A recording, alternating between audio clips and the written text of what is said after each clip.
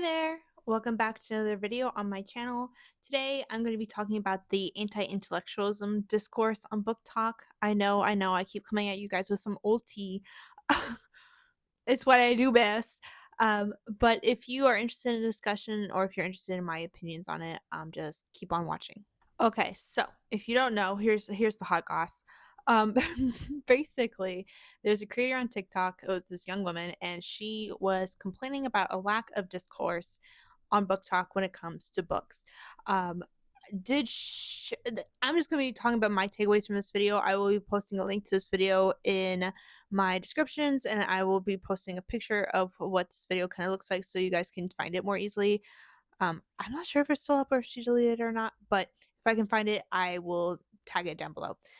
Basically, this woman was venting her frustrations with book talk as a whole and kind of brought up some topics that people have been talking about for quite some time in regards to book talk and like popular content when it comes to books. She was talking about how there is a lack of discourse and that people in her example, she claimed that book talk was boiling down the certain book that had really heavy themes in it into just simplistic tropes, especially geared towards romantic tropes. And she voiced um her disapproval of this action. I think other people kind of jumped on the train and kind of blamed the romance genre in general or romance book talk for the tropification of literature. There is also discourse about like how people don't want to read anything unless there's smut in it, and um, kind of like and a critique of the star rating system and how that also lowers the quality of book discourse. Unfortunately, in the video, a lot of the blame got shifted to readers themselves and readers' responsibility. Um, and she got a lot of hate for this. People were really dogpiling her. I thought unnecessarily so, because there's things that she points out that I agree with, but it's more so like not the delivery because I don't want to tone police anybody when they're upset, but it's more of the blame of the actions that I think are necessarily on the right people. So I'm just going to talk about that right now. And you might be asking, Cassidy, why are you qualified to talk about this? Well, my friend, surprise. One, I am an author. I'm an author. I've been writing for quite a few years now and publishing for a few years now independently. Um, so I have a unique take on the way people market books in general, and yeah, and how the internet does that. I write about the internet quite a bit. Actually, that's my second point.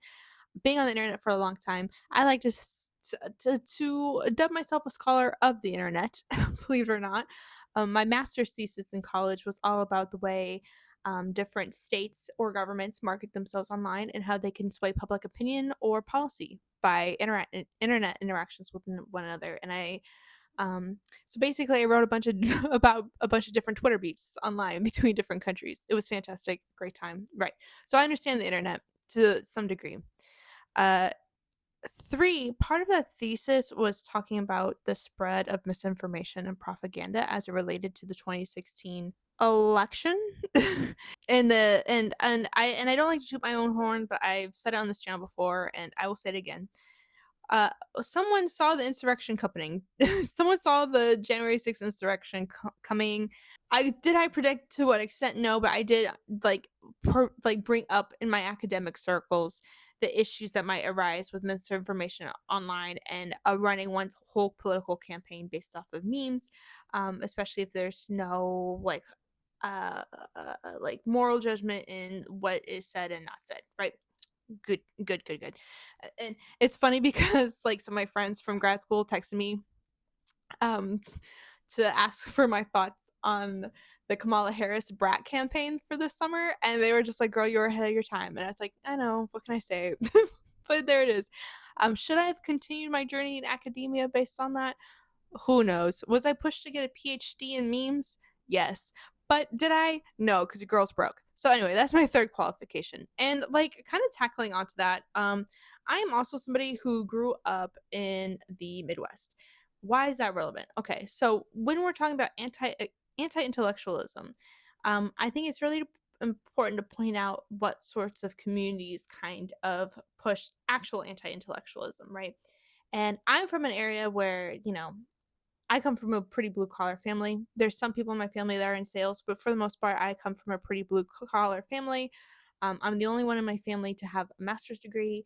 I'm one of the few to go to college, and I'm from a not like super. I'm not from a super rural area. Don't get it twisted. I am from a city, but it's not a big city, and it's one of those dying industrial towns, right? There's people in my community that don't really see the importance of having a college education. In fact, one of my own parents didn't really see the importance of me having a college education. So I have these sorts of people that just don't value that in my familiar circles. So I can understand one, where they come from, why they reach those conclusions, why I disagree with those conclusions, because I do think education is super important, and the fact that that's not being in recent times, it's not really being celebrated. um I got feelings about that. Anyway, so I just want to talk to you guys about what the definition of anti-intellectualism is, and this is literally just a quick Google search. Not to get all preachy on anybody, but I think it's important when we talk about what anti-intellectualism discourse on Booktok that we get the definition correct first. Okay, so according to Wikipedia, anti-intellectualism is the hostility to and mistrust of intellectuals, and intellectualism, commonly expressed as the depreciation of education and philosophy, and the dismissal of art, literature, history, and science as impractical, politically motivated, and even contemptible human pursuits. Okay. So, in the context of this person complaining about anti intellectualism in book talk, or they said books nowadays, but I think it's more so a TikTok problem, where because of how the algorithm and how the platform of TikTok works, it doesn't really, it's like short form content, right? So if we look at the actual structure of how one is supposed to post videos online on a platform like TikTok, there is not a lot of encouragement for long-winded discussions. And when you interact with somebody online, especially if it's in the comment section of all things, things are going to get misconstrued, things are going to get misunderstood, and what can easily be seen as a quick rant or a jab can turn into something completely different over in a short span of time, right? I don't think that that is conductive to what this person is longing for. From what I understand, this person is longing for like literary analysis, stuff that you might find in a classroom setting, deep dives into the themes of a book, and that apparently isn't present on their TikTok. What I would do for this individual is I would encourage them to maybe look on a different platform, because I do think this sort of content exists. Um, I listened to quite a few YouTube book reviews, and I listen to a couple of booktubers themselves, and they have great taste, and I always take their recommendations. But when they're reviewing a book, they may mention like what they rated it, like a star rating, like I tend to do when I talk about my books. But then they go into a deep dive about plot and like what they took away from it and how they personally related to things like that, right? I don't know personally, because I'm not on TikTok like that. I don't know how readily available that is on TikTok as a platform. I do recognize that TikTok is probably the most like popular platform for young people, especially people of like Gen Z and under. But I don't think that the same expectations for communication can be met on a platform like TikTok as opposed to like a roundtable discussion about books. Um, Also, having said that, I'm going to sound like such an old person right now, but I mean, book clubs exist. I'm right now organizing my own neighborhood book club, and we're trying to pick books right now. But like those sorts of communities can exist offline as well. My bookstore that is sort of close to me, I was in a book club at a bookstore that was close to me, but then I stopped going because of a bunch of different reasons. But there was not just one, because I was in the classics book club, which I feel like this person would really gravitate to. But I was in the classics book club, but there was also like a YA book club. There was a romance book club. There was a book club focused on like social issues and things like that, and literature pertaining to social issues. Yeah, so there was a book club pertaining to all these things, and they weren't necessarily all in person either. Some of them met via Zoom, instead, because again, some of them were set up during the pandemic, so that made it harder for people to keep in touch. but they were done that way as well. I don't necessarily agree that people don't want to have these discussions. I feel like I do, because I am one of them. When I finish reading a book, I get all excited. I want to talk about it. Hence, I post on YouTube. Because YouTube does encourage long formatted discussions. And people can make their own videos and different opinions. But I think what's really missing here is this, again, this roundtable discussion and this interconnectivity of literary analysis and book discussion, like one would have in a classroom setting at college. I think for people who are just graduating college, it's hard for them to find groups like that aren't in an academic space. I know I really struggled with that too personally, once I was at academia, so I can really empathize with this person. Do I think it's fair to paint every Booktok reader with a broad brush? No. As terms of being anti-intellectual, if they engage in things like, if they read a lot of smut, or if they do rate based on a star system, or if they like, I don't know, if they don't feel like analyzing every part of a book, not necessarily. Like, I feel like also there's like certain times you read a book where you really want to think about it really heavily and like get into certain themes, but then there's sometimes you need a break. Like, I often talk about my relief reads on here, where I just want, like, I'll read something that's really cerebral, right? Or like something that could potentially be triggering or whatever. And then I purposely seek out a relief read, whether that's like a cozy mystery, or like just a cozy book in general, cozy fantasy, cozy romance. I do those in between my big bites, right? Now, as an adult with actual, not saying I didn't have stressors in college, because believe me, I freaking did, okay? Um, but sometimes with life being as hard as it is, I need something as a relief read in between what I would call more cerebral read. I also don't think there's a lack of good literature being put out. It's really hard to find something that feels like what you would read as a classic in modern era, because we don't know what sorts of books are going to be classics like 50, 60, 100 years from now. It's happening in the moment. One can make assumptions and one could see, but it's hard to get the kind of vibe in modern books. So you really have to know what you kind of like and what you go for. For me, I really like kind of zany, I've said this before, zany descent into madness type things, where the borders of reality are blurred. For me, that is that's art, right? But different people see different definitions of art, and I don't think like a basic romance story isn't necessarily art. um I think that there is like a face to the internet reading community based off of popularity and stuff. And I think if you were to ask anybody like what your perception of Booktok is, then most people are going to say, oh, these crazed romance readers that be thirsting in everybody's comment section, to the point that they might be making some people uncomfortable, which is a real critique. And we should take that. We shouldn't be making people uncomfortable here, right? Consent is important. Um, so yes, she has a right to say like, I'm not comfortable with this as like the personification of what a reader online looks like. I would rather it feel more academic or nuanced or whatever. Um, but there are spaces for that. They just might not be marketed as the mainstream sort of thing. And that's why I'm kind of like circling back. And I know I'm yapping for this, but I promise I have a point. I think all this relates at the end of the day to algorithms and marketing.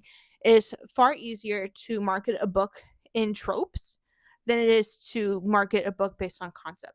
When you do the tropification, and when you try to market anything online, what they're really going to encourage you to do is look for search engine optimization or certain keywords to help people find your book online. So having things like enemies to lovers, friends to lovers, one bed, or something, putting things in neat little boxes might help people find your book faster. Um, I think that is really good for romance readers, because a lot of their genre fits neatly into little tropes like that. But if you write outside of romance, it might be harder for you to market your books. And I'm saying that as somebody who has suffered at the end of this. I've been trying to market my dark fantasy series forever, and I'm not doing a good job of it. I've tried like going based off a concept, and I say like, oh, let me pull out the book, hang on. I say, oh yeah, this is a dark fantasy world that is based on the plants and animals of Madagascar, right? There is a magic system, elemental magic system. This is a boy trying to find his father and in turn find his like familial legacy. There is like other women with animal companions, magical animal companions. Some of them talk. Oh my god, all up in this book, right? But for some reason that doesn't click, I guess. And then I've also tried to market like TikToks based off of tropes. So I'm like, oh yeah, found family, animal companions, blah blah blah. But I'm just not having any luck. So who knows? I've been market my short stories are by far better sellers. And I feel like that's easier to market because people pick up books on vibes.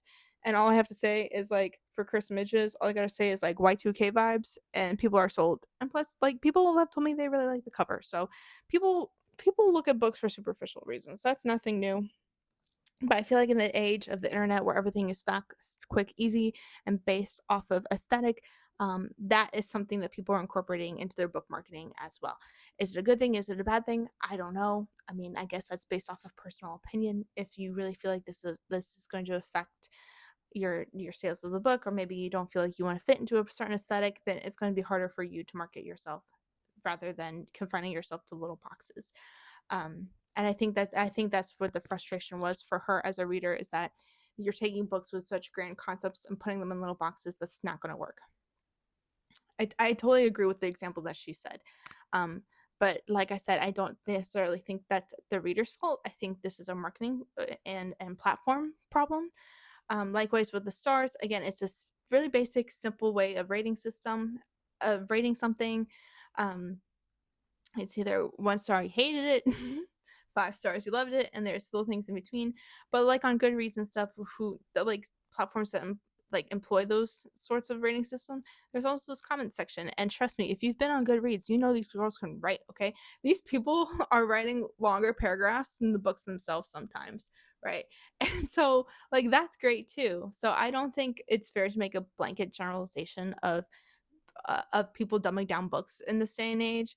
Um, their biggest fear is that the publishing industry in turn is going to see all of this reductionist speaking of books, and they're only going to pick up more simplistic books in the future. Like they're only going to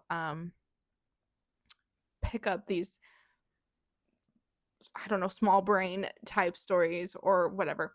um Listen, publishing is going to do what publishing is going to do. Publishing is going to do whatever it takes to make the money, which again is why I really encourage people, if they're seeking out a certain type of book, maybe venture into independent authors, people who aren't prey or people who aren't at the whims of these big publishers and whatever they want them to write.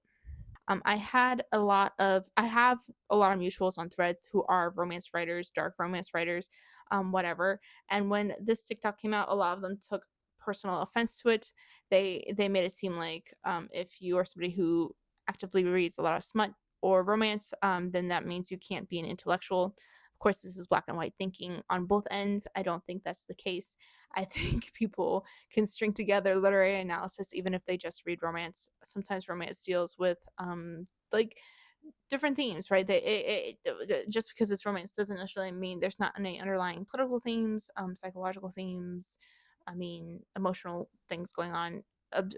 People exploring their identities. What does it feel to be represented in a certain situation? What's it mean to be? There's like feminist critiques of relationships too. Like you can do a lot. Okay, it's the kind of thinking I remember having too as a teenager, where you couldn't be attractive and smart at the same time. You couldn't have sex appeal and also be intelligent. I think that mindset is also pouring itself into this discussion a little bit too, that people don't actually see. It's not like in one or the other situation. Like I said, you can read smut and still be an intellectual. Bam bam. Um, but I do understand her frustration, and I think her frustration manifests a lot in the platforms themselves for marketing, the way people are marketing, like the way businesses are marketing to us, the way publishers are marketing to us. And it's already hard to find quality art these days, especially with, people championing AI and, people not paying creatives very well in Hollywood and the like. And, it's hard to come up these days as a fresh voice or a fresh author, fresh artist or whatever. It seems like everything's stacked against you. So I understand her frustration. And I understand that, yeah, that sort of high concept art shouldn't be boiled down to tropes. I do agree with that. I do think tropes can be harmful in certain instances. But would I call it anti-intellectual? I don't know, because I don't see anybody saying that like literary analysis is bad. I'm not seeing anybody say, I don't trust, or I don't want any sort of educational like political analysis in this book whatsoever. I haven't seen that. I haven't seen people being like, bro, it's just a story. Outside of my like high school English classes where people were mad that they had to do an analysis on why the curtains are blue or whatever. I haven't seen that on TikTok, and maybe I'm ignorant. Maybe that's just my personal feed because it's not looking that way. So I would necessarily wouldn't blame the readers for that. I think her frustrations would be better directed at businesses and how they market books in general, and why is there a 5-star system used? Why is there just like, a tropes being used to describe certain books whatsoever? Because here's the thing, people are going to read and review how they want, and I think her example was from somebody reviewing a book, like a TikToker reviewing a book via tropes. But again, if you're making TikToks that aren't even a minute long, how are you supposed to get into the deep, deep discussions of like genocide or whatever's going on in the book within like a 30-second TikTok? If that's the kind of quality you want, I would really encourage people to work on making more long form content or engage with long form content. Do a podcast, girl.